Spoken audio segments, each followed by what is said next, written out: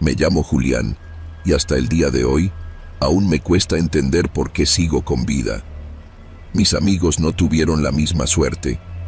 Éramos 5: Miguel, Rafael, Roberto, Enrique y yo. Todos empleados de la Universidad Autónoma de Puebla. Gente común, gente buena. Habíamos planeado una caminata hasta la Malinche, un descanso de la rutina, un escape del ruido de la ciudad. Pero la montaña es traicionera, y la lluvia nos sorprendió a mitad del camino. El agua caía con furia, y el sendero se convirtió en lodo resbaladizo. No podíamos seguir. Fue Rafael quien sugirió buscar refugio en el pueblo más cercano. Así llegamos a San Miguel Canoa, un pueblo pequeño, de calles angostas y casas de adobe con techos de teja oscura. Apenas unas cuantas luces parpadeaban en la distancia cuando entramos. Era un sitio olvidado por el tiempo, con el frío de la montaña metiéndose en los huesos. Un hombre nos recibió con hospitalidad. Dijo llamarse Lucas y nos ofreció su casa sin hacer preguntas. No todos los días llegaban forasteros, y menos en una noche tan espantosa. Nos invitó a cenar, y en la modesta sala de su hogar nos sentimos a salvo. No sabíamos que alguien nos estaba observando. No sabíamos que en la iglesia del pueblo un rumor corría como pólvora entre los feligreses, comunistas, profanadores, enemigos de la fe. El párroco, un hombre de mirada encendida y voz de trueno, inflamó la ira de los aldeanos. Sus palabras se convirtieron en un llamado a la cacería. Y nosotros, sin saberlo, éramos las presas. La primera señal de que algo iba mal fue el silencio. No el de la lluvia, sino el otro, el de la ausencia de vida afuera.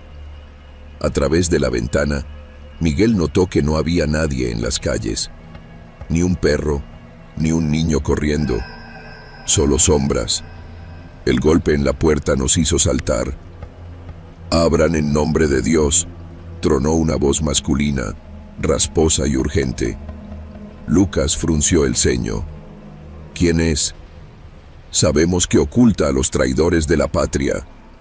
El corazón se me encogió. ¿Traidores? Nos miramos sin entender nada.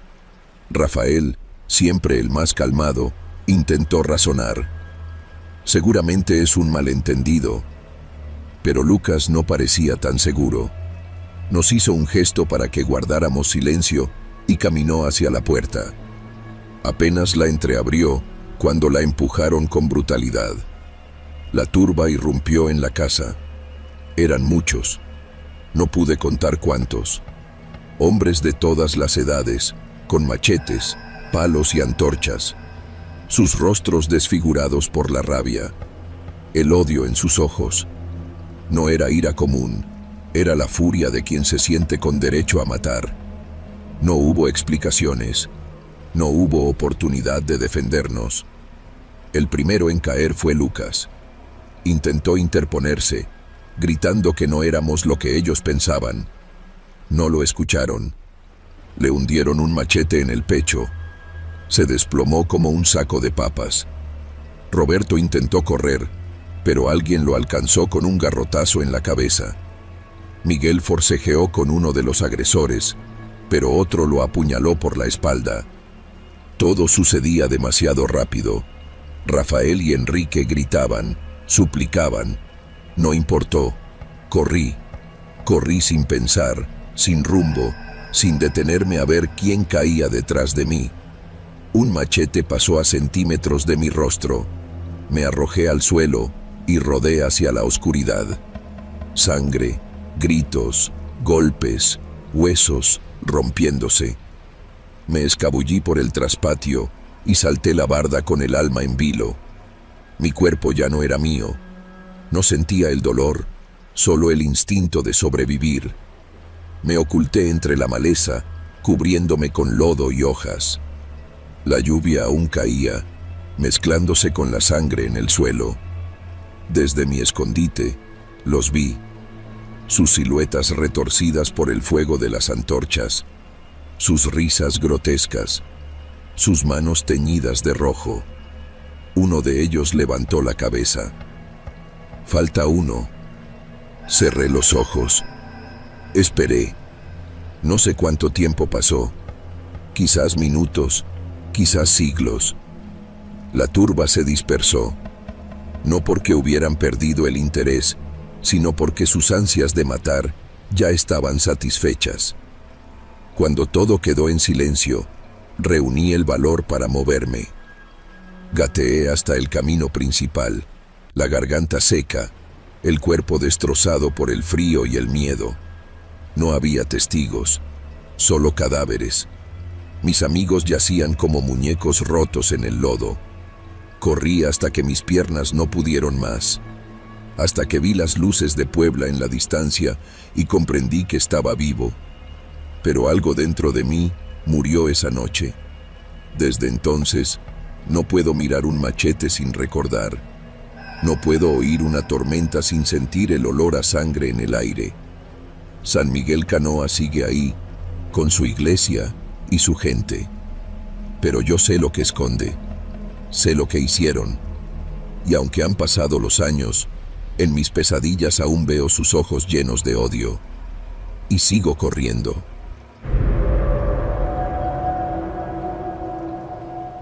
Nunca me imaginé que la muerte podía sonar tan fuerte. La explosión me despertó antes de que pudiera entender lo que estaba pasando. Fue como si el cielo se hubiera partido en dos y el mundo se estuviera desmoronando a mi alrededor. Recuerdo haber abierto los ojos y ver la pared de mi cuarto temblando, los vidrios de la ventana estallando en 1000 pedazos y un rugido en el aire, como el de una bestia gigantesca. Luego, el calor. Un calor imposible, asfixiante, que parecía devorar todo a su paso. Mi nombre es Luis. Tenía 26 años cuando la madrugada del 31 de octubre de 2021 cambió mi vida para siempre. Vivía con mi mamá y mi hermana menor en una casa de la calle Unidad Popular, en San Pablo, Xochimehuacán. Si hubiera sabido lo que iba a pasar, si hubiera sospechado siquiera el infierno que estaba por desatarse, habría salido corriendo de ahí la noche anterior. Pero nadie lo sabía. Nadie nos advirtió. Apenas tuve tiempo de reaccionar cuando el suelo tembló con una segunda explosión, aún más fuerte que la primera. Mi cuerpo se movió solo, corriendo al cuarto de mi mamá, mientras el techo crujía encima de mí. La encontré en el suelo, sangrando de la cabeza, con los ojos llenos de terror. «¿Dónde está Carla?», gritó. «Mi hermana. Dios mío, mi hermana». La casa estaba llena de humo y el calor aumentaba con cada segundo. Corrí hasta la puerta de su cuarto y la vi en el suelo, tapándose los oídos, temblando como un pajarito. La cargué sin pensarlo. Teníamos que salir de ahí, pero la calle ya no era la calle. Afuera, lo único que vi fue fuego. El cielo estaba anaranjado y la tierra negra y roja. Había casas derrumbadas, postes caídos, gritos por todas partes. La gente corría descalza, cubierta de polvo y sangre. Nosotros también corrimos. Nos alejamos de la casa justo a tiempo para escuchar cómo se partía en dos con otro estallido. No miré atrás. No podía. No sé cuánto tiempo pasó hasta que encontramos una calle menos destruida. Solo recuerdo la angustia, el dolor en los pulmones, la sensación de que nunca íbamos a escapar de ese infierno. Mi mamá jadeaba, apenas podía mantenerse en pie. Carla sollozaba en mis brazos, aferrándose a mi cuello con todas sus fuerzas. Seguimos avanzando. Nos encontramos con otros vecinos, algunos heridos, otros en shock, sin entender aún lo que había pasado. Y entonces lo vi. Era un hombre, o lo que quedaba de él. Estaba tirado en el suelo, con la ropa hecha jirones y el cuerpo cubierto de quemaduras. Su pecho subía y bajaba apenas. Me acerqué sin pensarlo, pero mi mamá me jaló del brazo. Luis, no. Demasiado tarde. Cuando estuve a su lado, el hombre abrió los ojos. No fue un accidente, murmuró con la voz rota. Lo miré sin entender. No fue un accidente, repitió. No pude responderle porque en ese momento se escuchó otro estruendo, esta vez más lejos. Un tanque de gas había explotado en otra calle. La gente gritó y corrió en dirección opuesta. Cuando volví a mirar al hombre, ya no respiraba. Las horas siguientes fueron un borrón.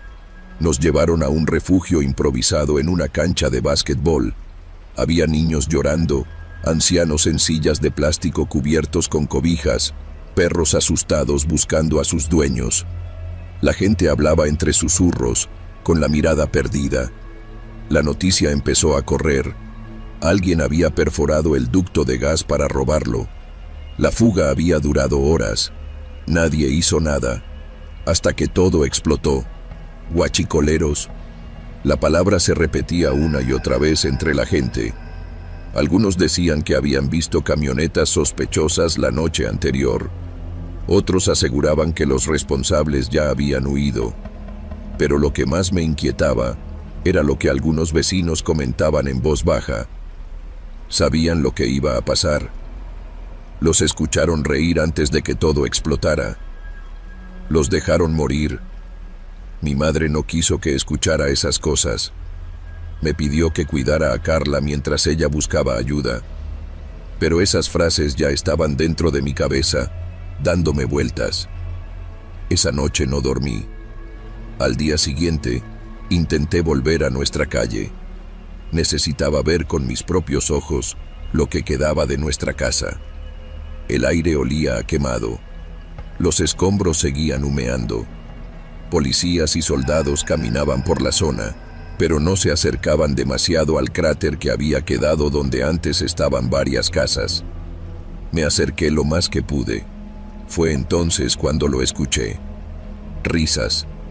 No eran risas fuertes ni burlonas. Eran suaves, como murmuradas entre dientes. Miré a mi alrededor. No había nadie cerca. El sonido venía de los escombros. Di un paso atrás. Algo dentro de mí me decía que no debía estar ahí. Las risas cesaron. Y entonces, el olor cambió. Ya no era solo humo y tierra calcinada. Ahora olía a gas. Corrí. Nunca hablé de lo que escuché. No me atreví. Tal vez fueron los nervios. Tal vez mi mente estaba jugando conmigo después de tanto horror. Pero a veces, por las noches, cuando todo está en silencio, cierro los ojos y juro que las vuelvo a escuchar. Las risas de aquellos que sabían lo que iba a pasar. Las risas de los que nunca fueron encontrados.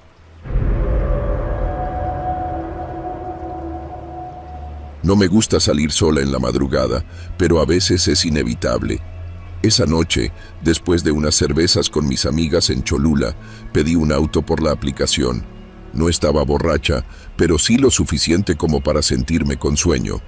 Mi celular tenía batería suficiente y por costumbre envié mi ubicación en tiempo real a un chat con mis amigas. El conductor llegó en menos de 5 minutos. Un sedán oscuro, limpio, con el logo de la aplicación en la esquina del parabrisas. Me subí al asiento trasero sin prestarle demasiada atención al hombre que manejaba. Un tipo de unos 40 años, barba de pocos días, una gorra negra. ¿Eres Carolina?, preguntó con voz neutral. Sí, contesté sin mucho interés. Verifiqué que la placa coincidiera con la de la aplicación. Todo parecía en orden. Me puse los audífonos y me recargué contra la ventanilla. Al principio, el camino fue normal. Las luces de la ciudad pasaban como manchas borrosas mientras yo revisaba el chat de mis amigas. Algunas seguían en el bar, otras ya estaban en sus casas. Ya voy de camino, escribí. Pero luego, sin saber por qué, sentí algo raro. Cuando miré la pantalla de mi celular, la aplicación marcaba una ruta distinta a la que conocía. No íbamos por el camino usual a mi casa. «Oye, creo que te desviaste», dije, tratando de sonar tranquila. El hombre no respondió de inmediato. Siguió manejando, con los ojos fijos en la carretera. «Es que por aquí es más rápido, hay menos tráfico», dijo al fin. Su voz no tenía emoción alguna, un tono monótono, mecánico, pero algo en su manera de responder me puso alerta. «Prefiero ir por el camino normal». No dijo nada, solo aceleró un poco. Mis manos comenzaron a sudar. Miré el mapa otra vez. No reconocía la zona por la que íbamos. Las calles estaban oscuras y vacías. «En serio, prefiero ir por la ruta de siempre», repetí, más firme esta vez. El conductor suspiró y asintió con la cabeza, pero no giró en la dirección correcta. Y entonces, la notificación de la aplicación me hizo congelarme. «Tu viaje ha finalizado». Parpadeé, confundida. Mi ubicación seguía en un lugar desconocido. «Oye, ¿por qué cerraste el viaje?». El hombre no respondió. Mi corazón empezó a latir más rápido. La noche se volvió más oscura. «¿Me puedes bajar aquí?». El conductor frenó de golpe.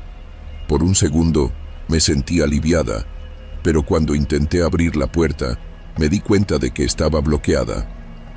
«Ábreme la puerta». Él no respondió.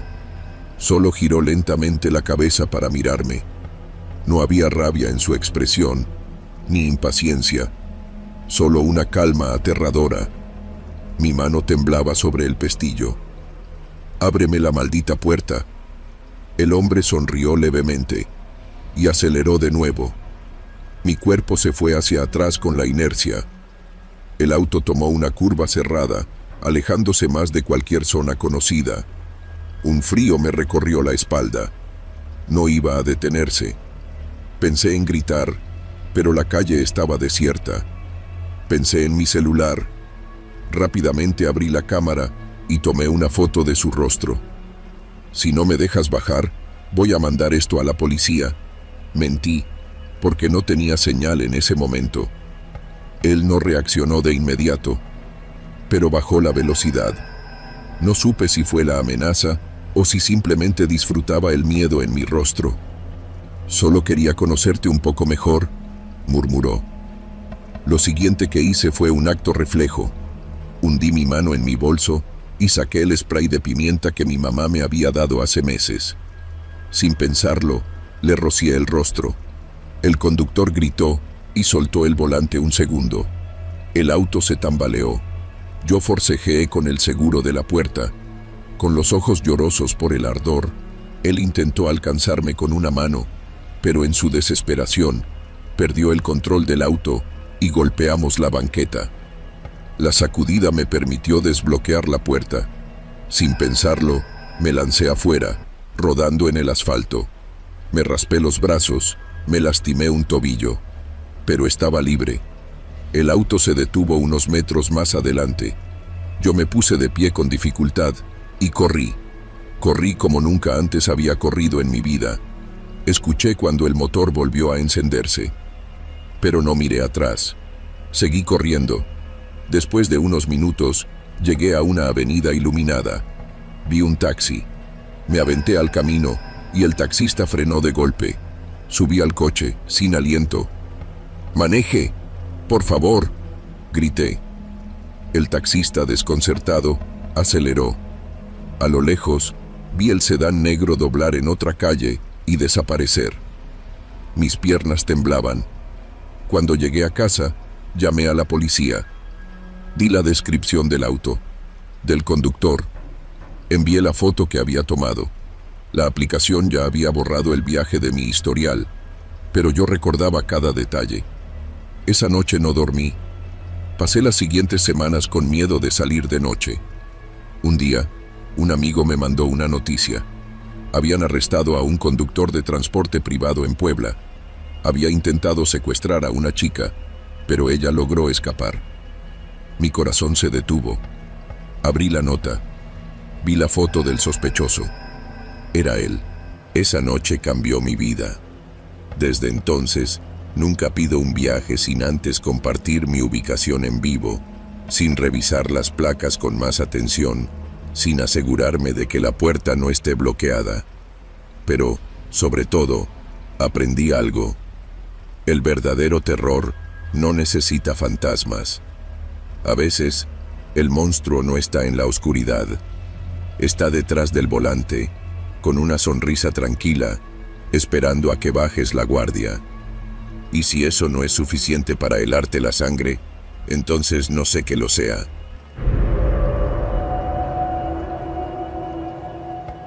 Todo empezó con un golpe seco en la puerta de mi departamento en Cancún. Eran alrededor de las 11 de la mañana del 16 de diciembre. No esperaba visitas, y menos aún a un grupo de hombres con chalecos oscuros que se identificaron como agentes judiciales de Puebla. «Orden de aprehensión», dijo el que estaba al frente, extendiendo un papel arrugado. No me dieron oportunidad de leerlo. En menos de un minuto, estaba esposada y escoltada hacia un vehículo con vidrios polarizados. No era un arresto común. Sabía lo que pasaba. Sabía por qué.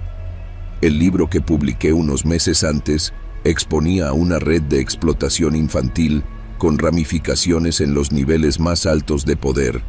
Empresarios, políticos, gente intocable. Yo había puesto nombres y apellidos. Sabía que podía traer consecuencias, pero nunca imaginé esto. ¿A dónde me llevan?, pregunté, tratando de mantener la calma. Nadie respondió. Me empujaron dentro de la camioneta y arrancaron sin decir nada. El viaje comenzó con un silencio espeso. Al principio, traté de orientarme por los movimientos del vehículo, pero pronto me di cuenta de que nos sacaban de la ciudad. Pasamos la primera caseta y supe que íbamos por carretera.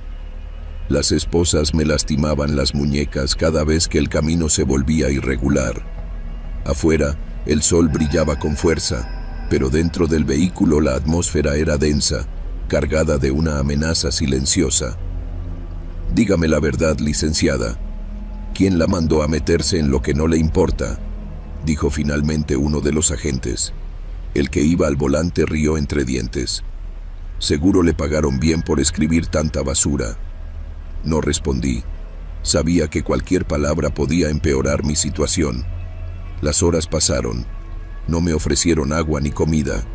En algún momento, el auto se desvió de la carretera principal y tomamos un camino más solitario. Miré por la ventanilla y vi que la autopista había quedado atrás. No había luces, ni tráfico, ni testigos. «Vamos a hacer una parada, ¿no?», dijo uno de los hombres. El conductor asintió y el auto se detuvo en un paraje desolado. Uno de los agentes abrió la puerta y me jaló del brazo con fuerza. «Bájate». Me resistí. «¿Por qué? ¿A dónde me llevan?». El golpe llegó antes de que terminara la pregunta. Un puñetazo seco en el estómago que me dejó sin aire. «Bájate y deja de hacer preguntas». Me arrastraron fuera de la camioneta y me obligaron a caminar unos metros sobre la tierra seca. Mi corazón latía desbocado.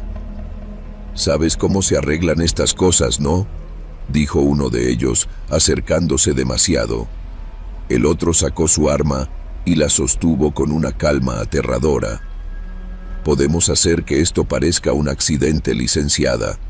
Te metiste con la gente equivocada».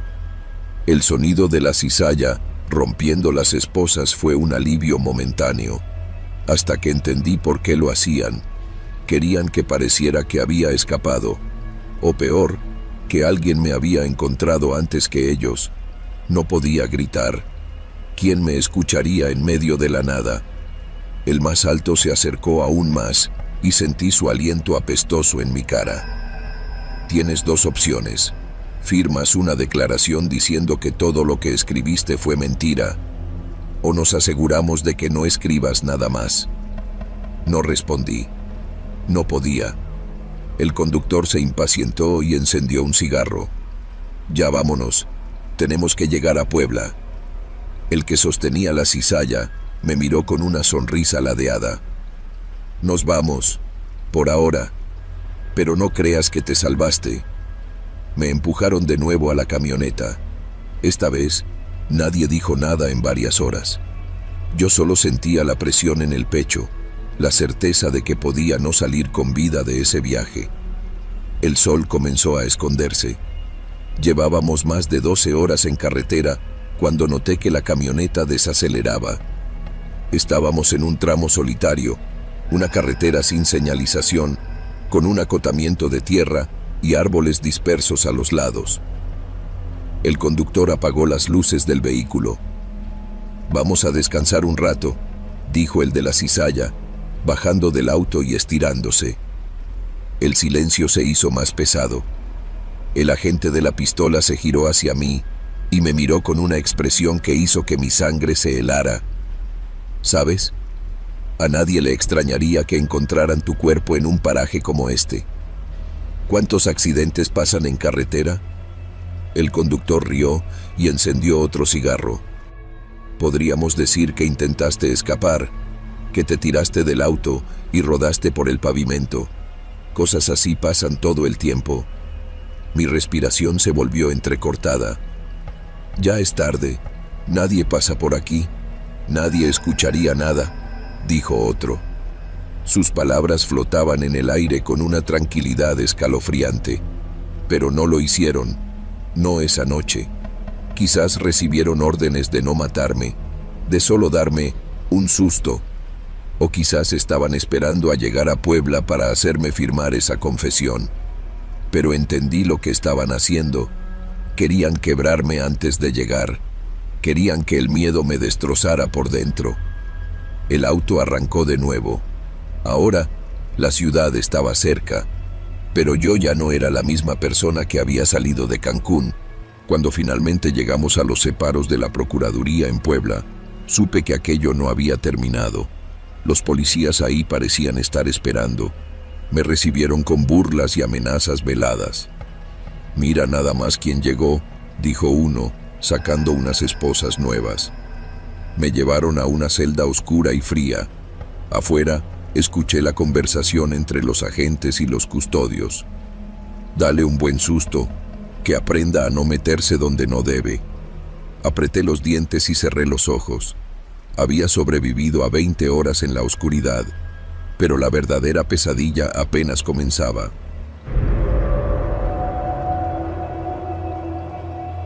A veces, el horror no se esconde en casas abandonadas ni en caminos solitarios. A veces, vive en los lugares más comunes. Un departamento cualquiera, una tarde cualquiera, un novio cualquiera. En agosto de 2015, yo trabajaba en un pequeño despacho de abogados en el centro de Puebla. Tenía 27 años y mi trabajo no era particularmente emocionante. Revisar expedientes, redactar documentos, archivar. Pero ese mes, todo cambió. El caso de Paulina Camargo Limón estaba en todas partes. Desde la radio del taxi hasta las conversaciones en la fila del Oxxo. La joven había desaparecido después de encontrarse con su novio en un departamento de la unidad habitacional La Margarita. La historia no tardó en convertirse en el tema de conversación de la ciudad. Yo no conocía a Paulina, pero sí conocía a su novio, José María S. Chema.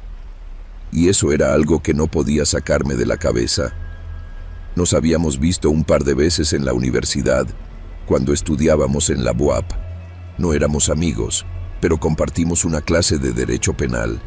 Lo recuerdo porque en una ocasión, durante una discusión sobre feminicidios, Chema se burló. «A las mujeres les encanta jugar a ser víctimas», dijo. La frase se me quedó grabada, no porque fuera particularmente escandalosa, sino por la manera en que la dijo, con absoluta convicción. Cuando su nombre apareció en las noticias, no me sorprendió. Lo que sí me sorprendió fue lo que sucedió después. Una noche, Ya pasadas las 9, me quedé en la oficina terminando unos escritos. La ciudad estaba envuelta en esa calma tensa que precede la lluvia. Afuera, el eco de las bocinas y el bullicio del centro se iba apagando. Estaba tan concentrado que casi no escuché el teléfono de la oficina sonar. Levanté el auricular sin pensar. Bueno, hubo un silencio largo. Luego, una respiración. ¿Sabes algo de Paulina? Mi sangre se heló. ¿Quién habla? Otro silencio. Luego, la línea se cortó. Me quedé con el auricular en la mano, sintiendo cómo mi corazón martilleaba en mi pecho. Miré el identificador de llamadas. Número desconocido. Traté de racionalizarlo. Tal vez alguien marcó por error. Tal vez alguien estaba jugando una broma. Pero algo en esa voz, algo en la forma en que lo dijo. Me levanté y apagué la computadora. Ya no tenía cabeza para seguir trabajando. Salí del edificio con la sensación de que alguien me observaba. Los días pasaron y la ciudad siguió hablando de Paulina. Su familia pegó carteles con su rostro por toda la ciudad. Vi su sonrisa en los postes de luz, en las paradas de autobús, en las paredes descascaradas de las casas viejas. Y cada vez que lo hacía, sentía un nudo en el estómago. Porque yo sabía que estaba muerta. Porque yo sabía quién la había matado. Porque yo conocía a Chema. Me encontré revisando las noticias a cada rato. Los reporteros hablaban del caso con ese tono morboso disfrazado de interés. Se decía que Chema había confesado, que la mató en su departamento y que después desechó su cuerpo en la basura. Pero no encontraron nada. Nada. Como si nunca hubiera existido. Empecé a obsesionarme. Descargué todo lo que pude sobre el caso. Notas de periódicos, entrevistas con la familia, declaraciones. Vi videos de la madre de Paulina llorando frente a las cámaras, rogándole a Chema que le dijera dónde estaba su hija. Pero el cuerpo nunca apareció, y eso me quitaba el sueño. Una noche, decidí hacer algo estúpido. Conduje hasta la unidad habitacional La Margarita. No sé qué esperaba encontrar. Tal vez solo quería ver el edificio donde sucedió todo. Me estacioné cerca de la entrada y me quedé mirando la fachada del edificio. Un rectángulo de concreto gris, idéntico a los demás, con ventanas pequeñas y rejas oxidadas.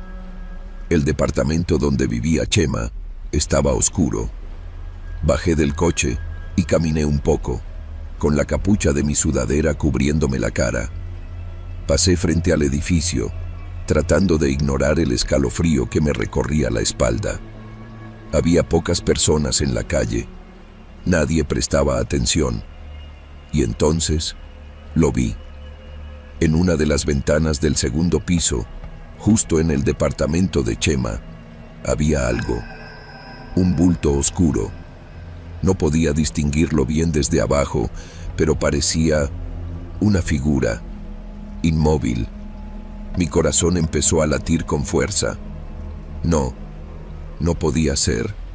Parpadeé, y cuando volví a mirar, ya no había nada. El departamento estaba vacío, o eso era lo que querían que creyéramos. Me fui de ahí con las manos temblando. Las semanas pasaron. Chema fue procesado por desaparición forzada. La ciudad siguió adelante. Las noticias cambiaron de tema, pero yo no podía dejarlo ir, porque todas las noches, cuando trataba de dormir, escuchaba esa voz en mi cabeza. ¿Sabes algo de Paulina? Y entonces me di cuenta de algo terrible. Esa noche, en la oficina, cuando me llamaron, esa voz no era la de un hombre, era la de una mujer.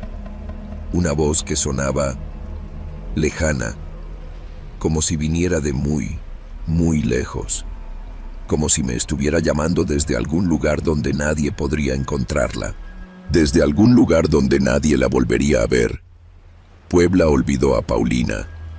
Pero yo no puedo, porque cuando paso por la unidad habitacional La Margarita, sigo viendo su rostro en mi mente. Porque cuando escucho el sonido de un camión de basura, me pregunto si ahí terminó su historia. Porque a veces, cuando el silencio es demasiado profundo, creo escuchar una voz susurrando en la oscuridad, preguntando, esperando, aguardando, porque el horror más grande de todos es no saber.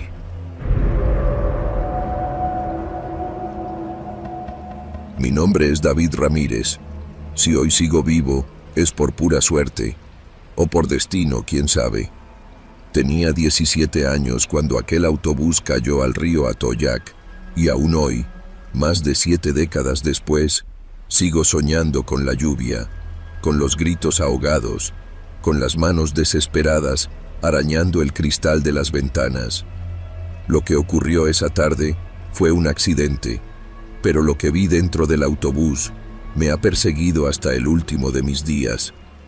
Llovía fuerte desde la madrugada. En el centro de Puebla, la gente se apresuraba a tomar sus transportes antes de que las calles se volvieran intransitables. Yo salía de mi trabajo en una imprenta y corrí al autobús que me llevaría de regreso a casa, en una colonia al otro lado del río. Estaba empapado, pero no me importaba. El camión era uno de esos viejos modelos, con carrocería pesada y ventanillas corredizas. Adentro, el calor humano y el olor a humedad lo impregnaban todo. 61 pasajeros íbamos apretados en los asientos y pasillos. Había obreros, estudiantes, señoras con canastas llenas de mandado y hasta un par de niños que jugaban con unos trompos de madera. El chofer, un hombre canoso con una cicatriz en la mejilla, manejaba con una mano en el volante y la otra en la palanca de velocidades, atento a los charcos y a los baches. No me gustaba viajar de pie, pero no había opción. Me sujeté del pasamanos cerca de la puerta trasera y cerré los ojos un momento, intentando ignorar el traqueteo del motor y el murmullo de la gente. Fue entonces cuando noté algo raro. Al fondo del camión, en el último asiento junto a la ventanilla, había un hombre con un impermeable oscuro. No se movía, no hablaba.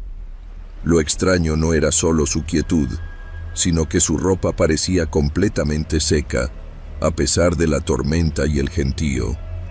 Su rostro estaba oculto bajo el ala de su sombrero, pero podía ver sus manos descansando en sus rodillas, pálidas, delgadas, inmóviles. No le di más importancia. Probablemente era un viajero como cualquiera, alguien cansado, indiferente al ajetreo del camión. La lluvia se intensificó cuando llegamos al puente de San Francisco. Las aguas del Atoyac corrían revueltas, golpeando los pilares con furia. Algunos pasajeros comentaron que el río estaba más crecido de lo normal, que tal vez era peligroso cruzar. Pero el chofer ni siquiera dudó. Aceleró. Lo que ocurrió después fue un instante eterno. Un rugido ensordecedor, una sacudida brutal y el autobús tambaleándose mientras el puente crujía bajo nosotros. La estructura se estremeció, como si algo invisible la golpeara desde abajo. Sentí mi cuerpo elevarse un segundo antes de que la gravedad me arrojara contra la puerta trasera. Los gritos de los pasajeros se mezclaron con el estruendo del agua cuando el camión se precipitó al río. La primera bocanada de agua helada me dejó sin aire. La corriente nos arrastraba con una fuerza inhumana, girando el autobús como si fuera una hoja de papel. Algunas personas lograron abrir las ventanas y salir, pero la mayoría quedó atrapada. Golpes, llantos, manotazos desesperados chocaban contra el vidrio. Vi a un hombre intentar romper el parabrisas con su codo hasta que su piel se desgarró y su sangre se mezcló con el agua. Yo debía salir de ahí. Como pude, me aferré a un asiento y traté de impulsarme hacia una de las ventanas.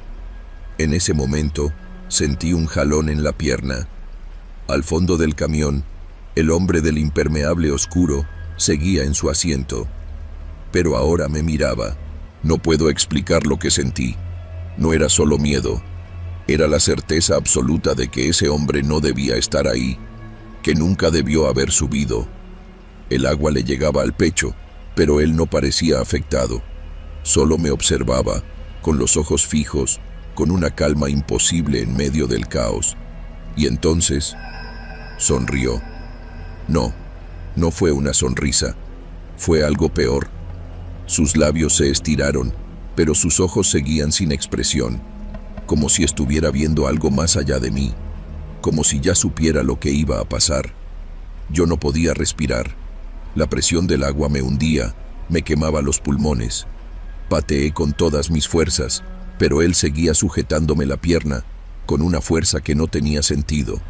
Entonces, una sacudida violenta hizo que el autobús volcara de lado. La corriente me arrastró y mi pierna se soltó. Salí despedido por una ventana rota y el agua me devoró. No sé cómo logré salir a la superficie. Todo estaba oscuro y revuelto. Tragué agua y vomité mientras intentaba mantenerme a flote. A lo lejos, vi sombras moviéndose en la orilla. Los vecinos, los bomberos, los sobrevivientes. Alguien me tomó de la camisa y me arrastró hasta tierra firme. Los días siguientes fueron un desfile de cadáveres. Cuerpos hinchados aparecían en la ribera, atrapados entre ramas y piedras. 20 personas murieron esa noche. Otras más fueron rescatadas, pero ninguna salió ilesa. Yo no hablé de lo que vi.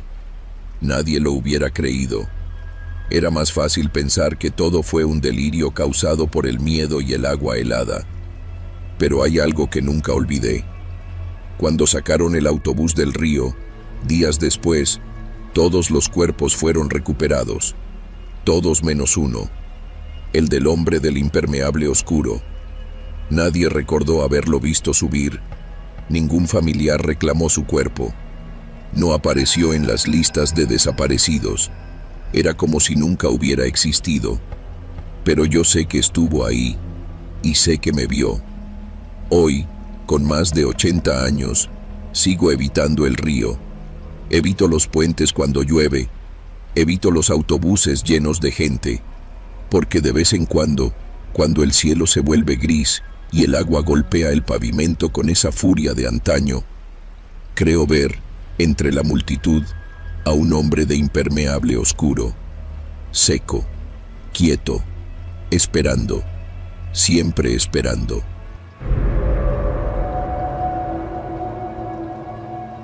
Cuando el cine Variedades reabrió, mi abuelo me llevó a una de sus últimas funciones. Él no hablaba mucho del pasado, pero esa noche, en cuanto cruzamos las puertas, supe que el cine no era solo un recuerdo para él. Había algo en su mirada, en la manera en que su mano tembló cuando nos dieron los boletos. «Aquí pasó algo feo», dijo en voz baja mientras caminábamos por el vestíbulo. Era la primera vez que mencionaba la estampida del 18 de septiembre de 1947, cuando un grito de ¡fuego! Hizo que más de 800 personas corrieran aterradas hacia las puertas cerradas, pisoteando a decenas. La tragedia se sintió aún más real cuando noté las puertas de emergencia, ahora abiertas y sin candados, como si alguien hubiera aprendido la lección demasiado tarde. Nos sentamos en la fila 8. Desde ahí, mi abuelo escudriñó el lugar como si esperara ver algo fuera de lo común. «¿Por qué vinimos aquí si te pone tan nervioso?», le pregunté. «Porque hay cosas que uno debe enfrentar», murmuró. La película empezó. Era un viejo melodrama en blanco y negro, de esos con diálogos exagerados y gestos dramáticos. Al principio, me concentré en la historia, pero con el rabillo del ojo vi que mi abuelo apenas parpadeaba. No miraba la pantalla, observaba las filas traseras. El cine estaba casi vacío, apenas una veintena de personas dispersas en la enorme sala. Aún así, sentí una presión en el pecho, como si el aire se hiciera más denso.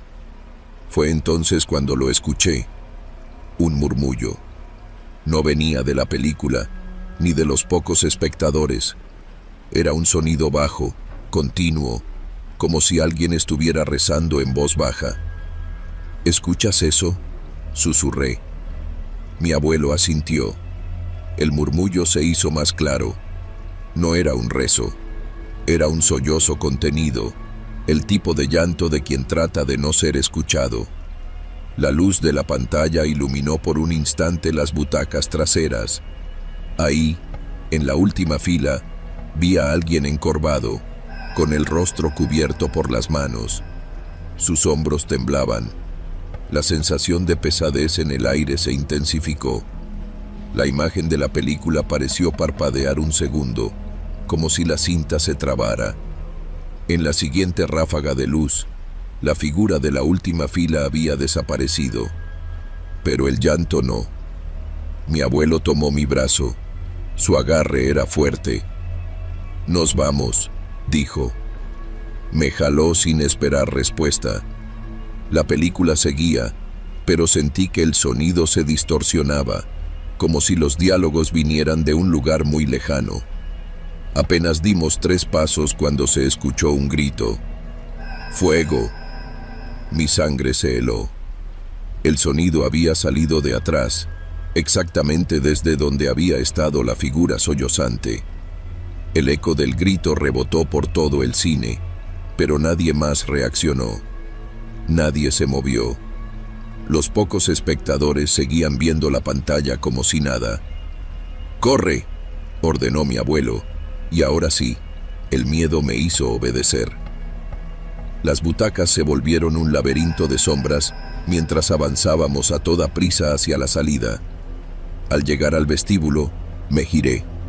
La sala estaba llena. Cientos de personas, de pie en los pasillos, ocupando cada asiento. Hombres con trajes de antaño, mujeres con vestidos pasados de moda, niños con gorritos de fieltro.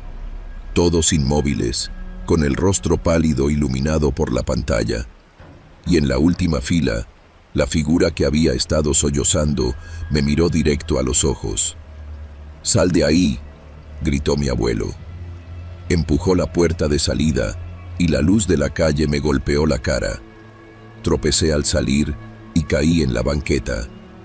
Cuando me levanté y volví la vista, el vestíbulo estaba vacío. La función había terminado. Mi abuelo jadeaba a mi lado, con los ojos llenos de un miedo que jamás volví a ver en él. Nunca me explicó qué pasó esa noche. Solo dijo que el pasado deja cicatrices en los lugares, tanto como en las personas. El cine Variedades cerró poco después. Se convirtió en un auditorio, luego en un centro cultural. Pero cada que paso por ahí, no puedo evitar imaginar las puertas cerradas, la desesperación de cientos de personas empujando, la tragedia desatada por un solo grito. Y en mi memoria, sigue ahí, la última fila, esperando.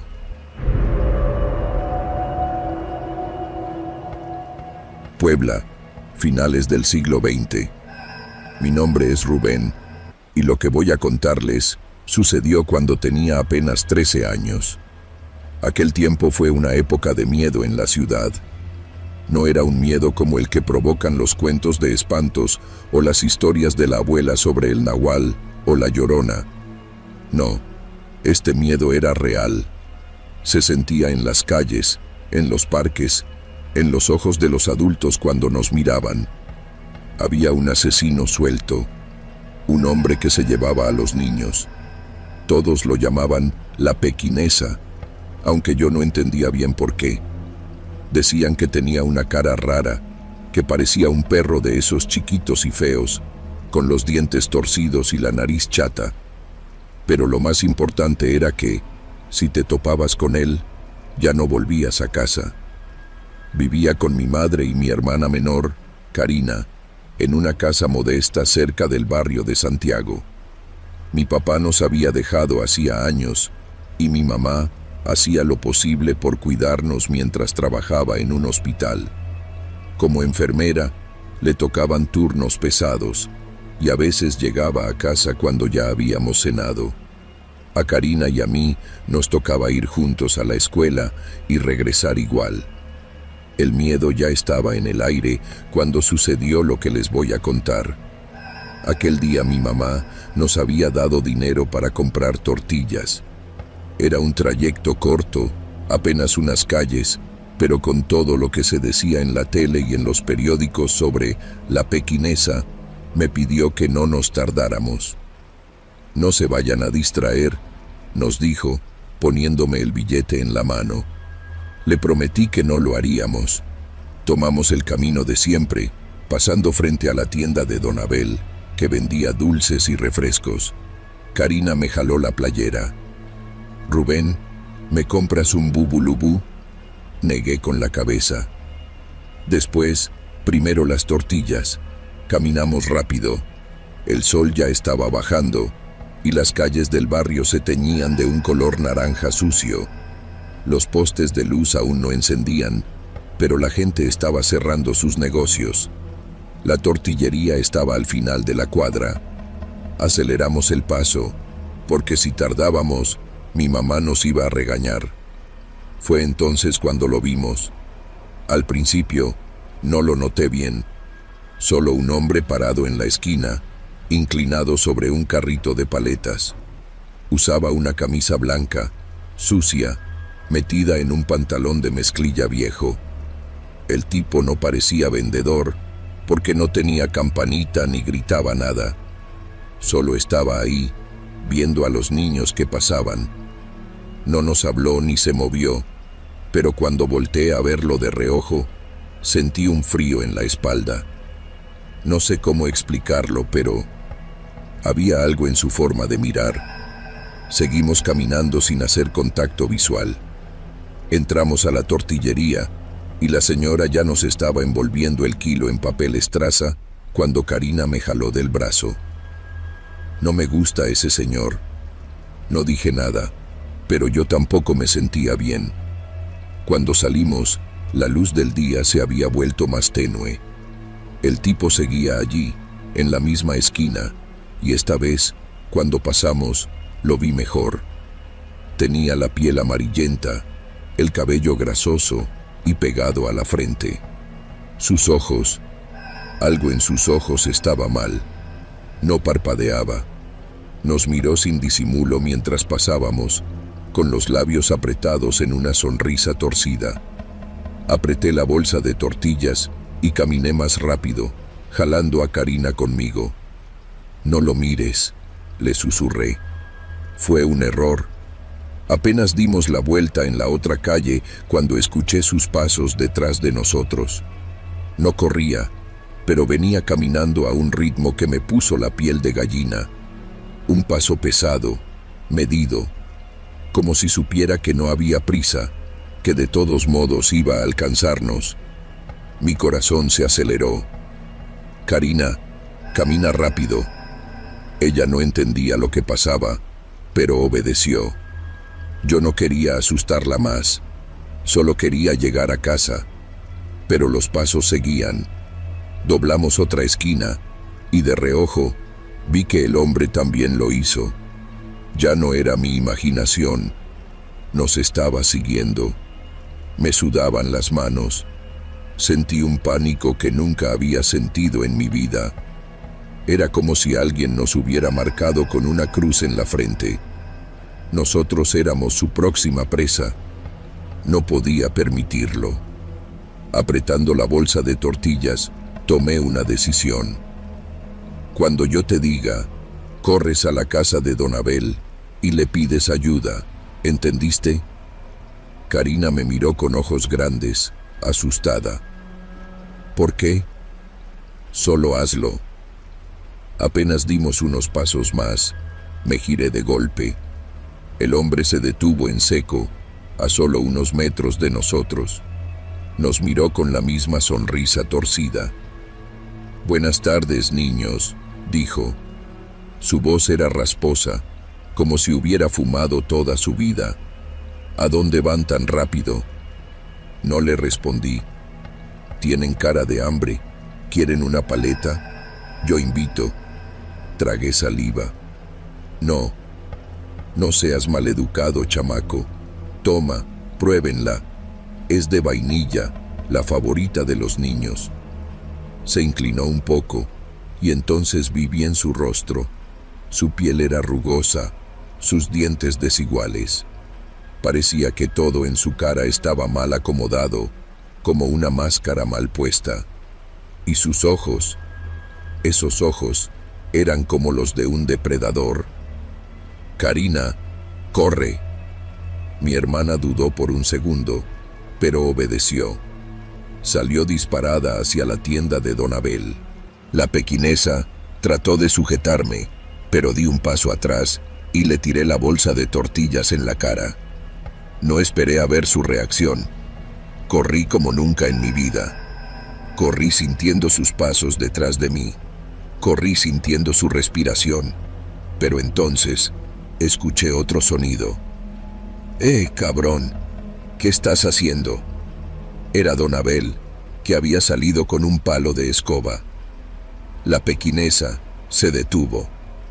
Por primera vez en toda la persecución, sus ojos mostraron algo distinto. Se giró, dio la media vuelta y se alejó, caminando rápido entre las sombras. Mi mamá lloró cuando le conté lo que pasó. Dijo que tuvimos suerte. Dijo que otros niños no la habían tenido. Días después, en el periódico apareció su foto. José de la Luz Sánchez Martínez. La cara del monstruo que nos quiso atrapar. La cara de la pequinesa. A veces, cuando cierro los ojos, todavía lo veo. De pie en aquella esquina, con su carrito de paletas vacío, esperando, observando, sonriendo.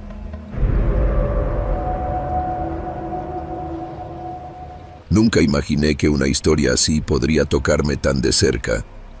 Durante años había leído noticias sobre mujeres desaparecidas, historias que llenaban titulares por días y luego desaparecían, como si jamás hubieran existido. Pero esta vez fue diferente. Esta vez fue Liliana. A Liliana la conocí hace tiempo, cuando ambos éramos jóvenes y despreocupados. Siempre fue hermosa, pero lo que más destacaba en ella no era su rostro ni su cuerpo esbelto, sino su risa. Una risa sincera, fuerte, de esas que contagian hasta al más amargado. Recuerdo haber pensado que era el tipo de persona a la que nunca le pasaría nada malo. Pero la vida no funciona así. El 3 de enero de 2022, Liliana salió de su casa en Puebla con la promesa de que regresaría en la noche. Se despidió de su familia con un beso en la mejilla y una sonrisa confiada.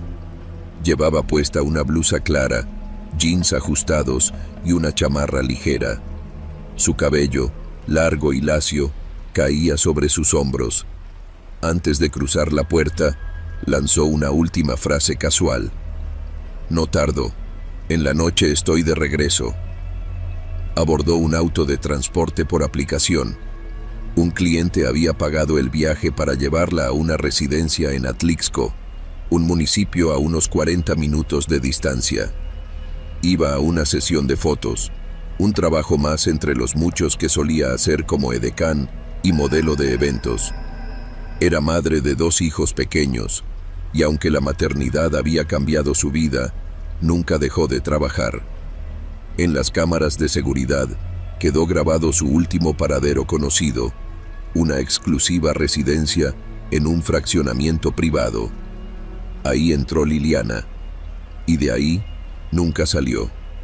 Las horas pasaron, luego los días. Su madre, su hermano, sus amigos, todos comenzaron a llamarla, primero con paciencia, luego con insistencia, hasta que los tonos de llamada se convirtieron en un vacío insoportable. La angustia creció cuando notaron que su celular estaba apagado. Liliana jamás dejaba su teléfono sin batería. Para ella, era su herramienta de trabajo, su conexión con sus hijos, su mundo. Algo estaba mal. Al amanecer del día siguiente, su familia fue a la fiscalía, Las desapariciones en México son tan comunes que los protocolos para reportarlas se han convertido en trámites fríos, casi mecánicos. «Tiene que esperar 24 horas, señora», le dijeron a su madre. Pero ella no esperó. Comenzaron a buscar por su cuenta. Recorrieron hospitales, preguntaron en bares, en terminales de autobuses. Su foto circuló en grupos de WhatsApp, en redes sociales.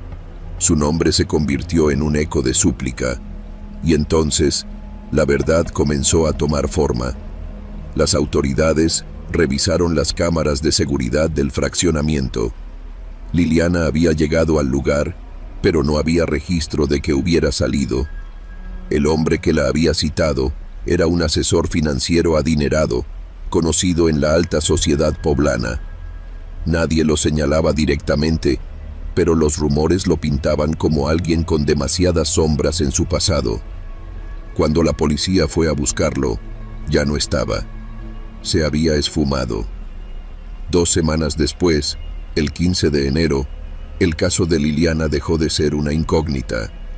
Su cuerpo fue encontrado en un rancho a las afueras de Atlixco, en un paraje boscoso de la ex hacienda La Providencia. La tierra había sido removida con prisa. La fosa clandestina estaba a medio cubrir, pero ahí estaba ella, estrangulada. El hallazgo sacudió a todo Puebla. Los noticieros transmitieron imágenes del operativo. Los periódicos publicaron su foto junto a titulares fríos y directos. Encuentran sin vida a la modelo desaparecida. Su familia, que hasta ese momento había sostenido la esperanza de hallarla con vida, cayó en una espiral de dolor y rabia. La tristeza duró poco, porque la indignación fue más fuerte. La pregunta era inevitable. ¿Por qué? Liliana no había salido de fiesta, no había estado en un lugar peligroso, no tenía enemigos, solo había ido a trabajar. Y la respuesta que se repitió una y otra vez en la boca de quienes la conocieron fue la misma: porque era mujer. Las marchas comenzaron casi de inmediato. El Zócalo de Puebla se llenó de pancartas con su rostro, de mujeres exigiendo justicia, de madres gritando los nombres de sus hijas desaparecidas. Frente a la fiscalía, su familia clamó por la captura del responsable. Pero el hombre seguía prófugo. Lo más aterrador de todo era que Liliana no era la primera. Otras mujeres habían denunciado que ese hombre les había ofrecido trabajo, que las había citado en lugares apartados, que su comportamiento había sido extraño, pero ellas habían logrado escapar. Liliana no tuvo esa suerte. Los meses pasaron y el caso se fue enfriando. La indignación se convirtió en resignación. La prensa dejó de hablar de ella, las redes sociales se llenaron de otras noticias, pero su familia no olvidó. Su madre, con la voz quebrada pero firme, siguió exigiendo justicia. Su hermano recorrió calles pegando carteles, repitiendo su historia a quien quisiera escuchar. Sus hijos, demasiado pequeños para comprender la magnitud de la pérdida, crecieron con una ausencia que nunca podrán llenar. Y el hombre que la llevó a la muerte, él sigue libre. Puebla es una ciudad grande, pero también es un pañuelo. En cada restaurante de lujo, en cada bar exclusivo, en cada reunión de empresarios, en algún rincón, él está ahí. Sonríe, bebe, vive, como si no hubiera enterrado a una mujer en un terreno baldío, como si no le hubiera arrebatado a una madre a sus hijos, como si no hubiera cometido el crimen perfecto. Pero no hay crimen perfecto, solo justicia tardía, o justicia que nunca llega.